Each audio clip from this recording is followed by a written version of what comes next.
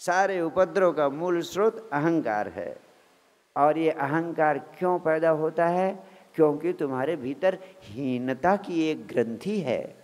तुम्हारे भीतर ये भाव भरा रहता है कि तुम छोटे हो, तुम कमज़ोर हो, दूसरे लोग तुमसे आगे हैं, दूसरे लोगों के पास चीज़ें बहुत ज़्यादा हैं, दूसरे लोग बहुत ऊपर हैं, तुम तो बहुत नीचे हो।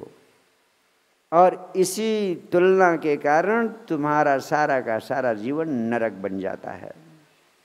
दूसरों में तुम्हें बड़ी खूबी दिखाई पड़ती है और अपने भीतर की कमजोरी दिखाई पड़ती है, अपनी कमियां दिखाई पड़ती हैं, इसलिए आपके भीतर हीनता का भाव बढ़ जाता है और वही अहंकार की जड़ है। कहते एक नौजवान अपनी प्रेमिका को लेकर समुद्र तट पर विहार कर रहा था, सैर कर रहा था और किसी शिलापट्ट पर बैठा हुआ था। उसी बीच कोई उद्दंड आदमी आ जाता है, हस्तक्षेप करने लगता है, उन दोनों के बीच छेड़छाड़ करने लगता है। लेकिन वो आदमी देखता है कि ये तो हट्टा कट्टा आदमी है, ये 150 पाउंड के वज़न वाला हट्टा कट्टा आदमी और मैं तो हल्का फुल्का 100 पाउंड की वज़न का आदमी, मैं इसका कर ही क्या सकता हूँ। उसके मन में हीनता का भाव भर जाता है, पत्नी की फिक्र छोड़ देता है, संकल्प कर लेता है कि कल से हनुमान जी के अखाड़े में जाऊंगा, दंड बैठक करूंगा, जब तक 150 पाउंड का वजन नहीं हो जाता, हट्टा कट्टा शरीर नहीं हो जाता, तब तक मैं चैन से बैठूंगा नहीं। कहते हैं 2 साल तक दंड बैठक करता रहा, शरीर बनाने में लग गया। 2 साल बाद 150 पाउंड का हो गया, लेकिन फिर अपनी प्रेयसी को लेकर, प्रेमिका को लेकर समुद्र तट पर विहार कर रहा था, सैर कर रहा था। वहाँ उसे कोई 200 पाउंड वजन वाला हट्टा कट्टा आदमी मिल गया और इस बार फिर वही घटना घटी, लेकिन इस बार वो निराश हो गया, आशा छूटी। उसने कहा अब 200 की जगह 250 पाउंड वजन वाला शरीर बनाने के लिए मुझे जाने कितने साल मेहनत करनी पड़े और पता नहीं हो भी पाए कि ना भी हो पाए, इसका कोई ठिकाना नहीं। इसलिए उसने अपने को शांत किया, अपने को स्थिर किया, अपने साथ समझौता किया। अपनी हीनता को छुपाने के लिए ही हर व्यक्ति अहंकार के गड्ढे में गिरता रहता है, अहंकार की लड़ाइयाँ लड़ता रहता है। जीवन में जो नहीं मिला है उसे दिखाने की कोशिश करता है, यही अहंकार का रूप है। आपके घर में सामान्य भोजन बनता है लेकिन अगर कोई रिश्तेदार आ गया तो आप जो हैं, आपके पास जितनी संपदा है उसकी जाने कितना ज़्यादा गुना संपदा दिखाने की चेष्टा में लग जाते हैं। यही अहंकार है। आपके भीतर साहस नहीं है लेकिन अपने को साहसी दिखाने की चेष्टा करते हैं। वीरता नहीं है लेकिन परम वीर होने का दावा ठोंकते हैं।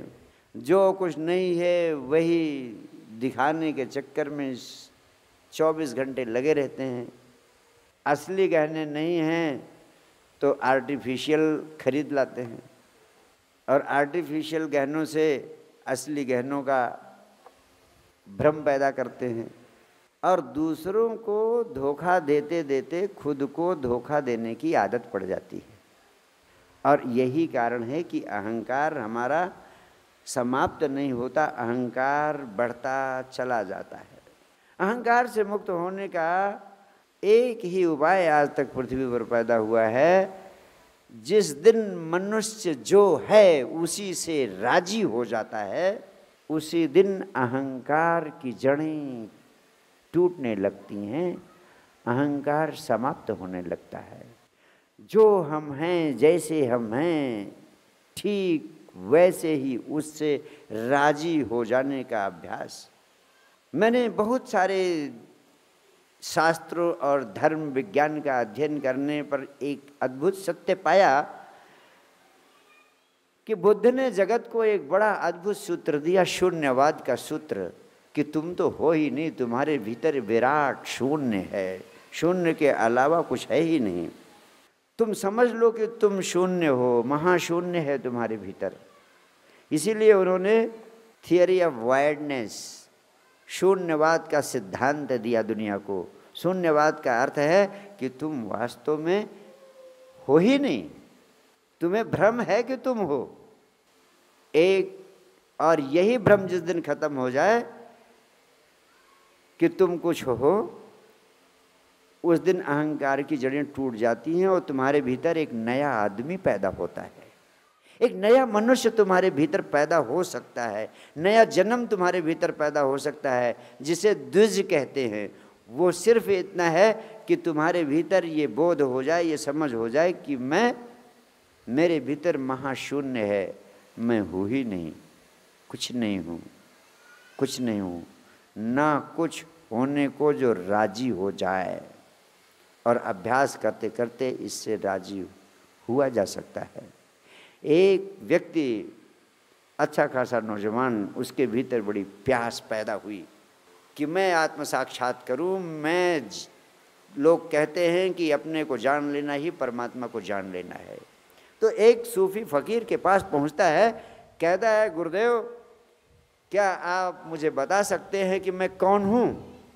उस फकीर गुरु ने अपना हाथ उठाया और बहुत जोर से एक तमाचा उसके गाल पर मारा, और इतना जोर का तमाचा मारा, कहा अब तो तुमने पूछ लिया, अब अगर दोबारा पूछे तो इससे भी ज़्यादा जोर से मारूंगा। तुम दूसरों से पूछते हो कि तुम कौन हो, तुमने क्या खाया है, क्या पिया है, ये तो कोई दूसरा बता नहीं सकता। क्या क्या करके आ रहे हो, तुम्हारे दिमाग में क्या चल रहा है, ये तो कोई दूसरा आदमी बता नहीं सकता। और तुम दूसरे से पूछ रहे हो कि तुम कौन हो। बोल, पूछना है? अगर पूछा तो इससे भी ज़्यादा जोर का चाटा मारूंगा। वो तुरंत नौजवान वहाँ से उठा और भागा हुआ गया। कहते हैं 10 दिन बाद किसी दूसरे गुरु के पास पहुँचता है और उसने उस गुरु से अपनी कथा सुनाई। उस गुरु ने कहा कि जिस गुरु के पास तुम गए थे वो तो बड़ा दयालु था, अगर तुमने ये प्रश्न मुझसे पूछा होता तो मैं डंडे से पीट पीट कर तुम्हें पीट ही डालता। अरे तुम्हें जानना है कि तुम कौन हो तो तुम जाके अपने से पूछो और फिर उसी गुरु के पास जाओ, जो उत्तर तुम्हें अपने से मिले उस पहले गुरु के पास जाके बताओ।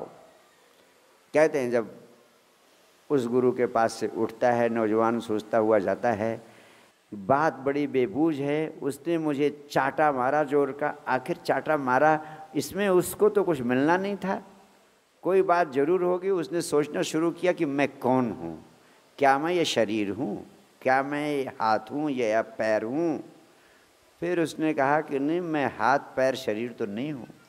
अगर हाथ पैर शरीर होता तो आदमी मर जाता है, लेकिन हाथ पैर शरीर पड़ा रह जाता है, फिर भी कहते हैं कि ये आदमी न रहा।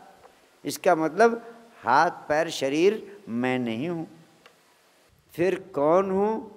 इसके बियॉन्ड, इसके अलावा कोई चीज़ है जो मैं हूँ, और वो क्या हो सकता है? उसने फिर और साधना की तो पाया कि विचार भी नहीं है। और साधना की, उसने सुना था कि आत्मा होती है, तो वो खोजने लगा कि आत्मा कहाँ है मेरे शरीर में। और बहुत खोजते खोजते वो इस सत्य पर भी पहुंचा कि आत्मा भी कहीं नहीं है। फिर जब इस बोध को, इस समझ को अपने भीतर पैदा कर लिया, तब पहले गुरु के पास जाता है और खिलखिला कर हंसता है, उसके चरण पर सिर रख देता है और कहता है कि मैं तो हूँ ही नहीं। अब तक ये भ्रम था कि मैं हूँ, और जब मैंने खोजा तो पाया कि मैं हूँ ही नहीं। जब मैं हूँ ही नहीं का बोध हो जाता है तो आत्मज्ञान प्राप्त हो जाता है। जब तुम खोजते हो कि मैं कौन हूँ, तो ये मत समझना कि इसका उत्तर मिलता है कि मैं यक्ष हूँ, वायु हूँ या जड हूँ। जिसको भी उत्तर मिला है मैं कौन हूँ, उत्तर में उसे सिर्फ इतना पता चला है कि मैं हूँ ही नहीं, आई एम नॉन एग्जिस्टेंट, वायर्डनेस, शून्यता। और ये सब भ्रम है। इस भ्रम के कारण ये अहंकार है, और इस अहंकार के कारण ये सब कुछ हो रहा है। तो अहंकार को गिराने की सबसे वैज्ञानिक व्यवस्था भगवान बुद्ध ने की कि तुम्हारे भीतर महाशून्य है, तुम शून्य हो, शून्य के अलावा कुछ नहीं हो। और दुनिया की जितनी आध्यात्मिक साधनाएं हैं, चाहे वो ध्यान हो, चाहे भक्ति हो, चाहे ज्ञान हो, सब अंततः यही बोध पैदा करते हैं साधक में कि तुम हो ही नहीं। भक्त कहता है, जब मीरा कृष्ण के भक्ति में डूबती है तो मीरा को तुम्हें मालूम क्या पता चलता है? मीरा को सिर्फ यही पता चलता है कि मैं तो हुई नहीं, सिर्फ कृष्ण ही है, कृष्ण ही है, कृष्ण ही है, तुम ही हो, तुम ही हो, तुम ही हो। तो भक्ति मार्ग बन जाती। जिसने भी प्रेम का मार्ग अपनाया और प्रेम के मार्ग से आगे बढ़ा, उसने यही पाया कि वो तो मिट जाता है, प्रेमी ही बचता है। प्रेमी में ही अपने को डुबा देता है। प्रेमी बचता है और खुद नहीं बचता है। खुद को न होने का अनुभव कर लेना ही भक्ति की पराकाष्ठा है। ध्यान मार्ग से जो आते हैं, जो विचार शून्यता को उपलब्ध होते हैं, उन्हें यही बोध होता है कि मैं तो हुई नहीं, ये विराट, सारा विराट अस्तित्व मेरे शरीर से जुड़ा हुआ है। ये सारा विराट अस्तित्व एक है, अलग कुछ है ही नहीं। इसलिए मेरा संदेश आपको है, मैं साधु महात्माओं की तरह ये नहीं कहता हूँ आपसे कि अहंकार को छोड़ो, मैं कहता हूँ अहंकार को समझो। अनेकों लोगों ने कहा कि अहंकार को छोड़ो, लेकिन हजार हजार साल से लोग कह रहे हैं, साधु महात्मा उपदेश दे रहे हैं, लेकिन किसी का अहंकार नहीं छूट रहा है। इसलिए मैं कहता ही नहीं हूँ अहंकार छोड़ो, मैं कहता हूँ समझो अहंकार को कि अहंकार है क्या। अगर तुम अहंकार छोड़ने की कोशिश करोगे तो और सूक्ष्म रूप में तुम्हें पकड़ेगा। फिर कहोगे विनम्रता आ गई मेरे अंदर तो अहंकार है ही नहीं, मैं तो सबको सम्मान देता हूँ, सबको सिर पे बैठा। फिर कहोगे मैं तो विनम्र हो गया, मैं तो साधु हो गया, अहंकार से मुक्त हो गया। ये एक और सूक्ष्म तरह का अहंकार है। भीतर तुम्हारे शून्य है, कुछ है नहीं। उस शून्य को झुठलाने की कोशिश से अहंकार पैदा होता है। अभी तुम यहाँ बैठे हो, कुछ दिन इस धरती पर रहोगे, उसके बाद विदा हो जाओगे। सब यहीं धरा रह जाएगा, जब लात चलेगा बंजारा। सब यहीं धरा रह जाएगा, जब लात चलेगा बंजारा। तुम्हारे भीतर महाशून्य है, तुम ना कुछ हो, लेकिन इस चीज़ को झुठलाते हो कि तुम नहीं, तुम बड़ी तोप चीज़ हो, तुम इतने बड़े गुरु हो, तुम इतने बड़े साधु हो, तुम इतने बड़े पदाधिकारी हो, तुम इतने बड़े व्यवसायी हो। ये बहुत कुछ होने का भ्रम जो है, ये अध्यात्म विरोधी धारणा है, यही भौतिकवाद है। जो तुम्हारे भीतर है महाशून्य, जो सत्य है कि तुम ना कुछ हो, उसको हृदय से स्वीकार कर लो कि मैं ना कुछ हूँ, जो कि असलियत है। इसको स्वीकार कर लेने से अहंकार विसर्जित हो जाता है, और जब अहंकार विसर्जित होता है तो तुम्हारे भीतर परम आनंद के रूप में साक्षात परमात्मा ही प्रकट होता है। सर्वम खलु इदम ब्रह्म। जब ये धारणा हो जाती है कि सर्वम खलु इदम ब्रह्म, ये सब कुछ जो हमें आंखों से दिखाई पड़ रहा है, ये सब परमात्मा की अभिव्यक्ति है, मैं तो हुई नहीं। जब मैं हुई नहीं, मैं ना कुछ हूँ, ये केवल मनुष्य को भ्रम है कि मैं कुछ हूँ। वृक्ष को नहीं है, पहाड़ों को नहीं है, नदियों को नहीं है। जिनको भ्रम नहीं है वे आनंद से प्रफुल्लित हैं, आनंद से फूल खिलता है, आनंद से नदी कल कल करती हुई, नाचती हुई, इतराती हुई, इठलाती हुई, नृत्य करती हुई सागर में मिलती है।